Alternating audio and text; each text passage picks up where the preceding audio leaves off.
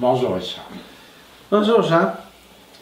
Alors dans toute la série d'entretiens précédents, on a principalement exposé les modèles d'univers, l'astronomie, la place de l'homme dans l'univers et ses croyances et comment ces modèles d'univers sont arrivés par les croyances. Exact, oui. Mais l'humain était quand même central dans tout ça. Et la science. Et toi, dans ton domaine, qui est la psychologie, pourrais-tu nous en dire un peu plus sur est-ce que l'humain est étudiable, si on peut dire ça? Est-ce que la science peut s'appliquer à l'humain? J'aimerais que tu développes un peu là-dessus. Écoute, prends seulement le terme psychologie. Hein? C'est la science de la psyché. Et qu'est-ce que c'est que la psyché?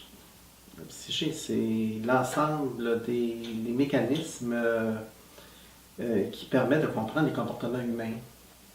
C'est comment l'humain pense, réagit, ressent les différents événements, comment il établit son rapport à son entourage, au contexte dans lequel il vit. Cette science-là est assez récente, hein, comparativement à l'astronomie. Ça date des années 1850 à peu près. Il a commencé à y avoir des chercheurs. En général, c'était des théologiens, des philosophes qui essayaient de développer une méthode dite scientifique pour se modeler aux sciences physiques. Alors, il développait des expérimentations avec des mesures des comportements humains. Cette science-là, qui est la psychologie, a évolué au fil des décennies. Et bon, c'est maintenant autour de 150 ans, 110 ans d'histoire.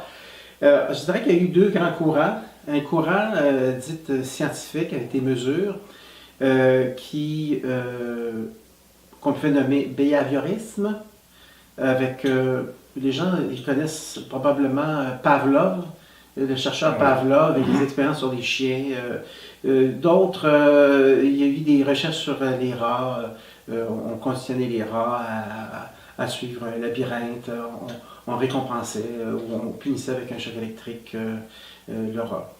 Après le behaviorisme, il y a eu les cognitivo-comportementales, qui est l'approche actuelle la plus prisée actuellement en psychologie, c'est les cognitivo-comportementales. Mais il y a un autre courant d'études de l'être humain qui provient de Freud, Sigmund Freud, le père de la psychanalyse freudienne. Très connu, avec le divan. Hein. Maintenant, cette psychanalyse-là a aussi évolué beaucoup au fil des années. On a passé d'une approche où on faisait allonger quelqu'un, on l'écoutait, on essayait d'intervenir le moins possible pour ne pas influencer l'association libre de la personne, à des approches beaucoup plus interactives, qu'on dit intersubjectives, c'est-à-dire que c'est à partir d'une relation qui est co-construite.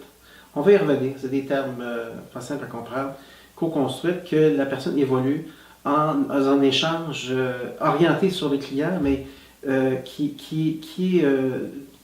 est fait d'une relation vraiment pleine et entière entre le client et son thérapeute.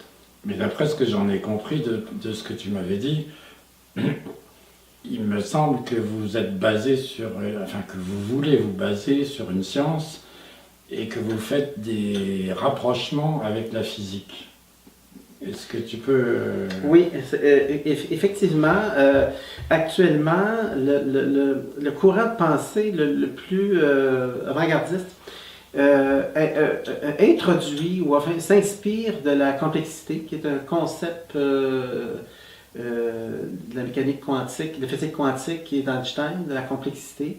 C'est un concept très, très, très moderne et c'est très difficile à saisir parce que il faut connaître, il faut avoir une culture de ce qu'est la science, et ça, on y reviendra éventuellement.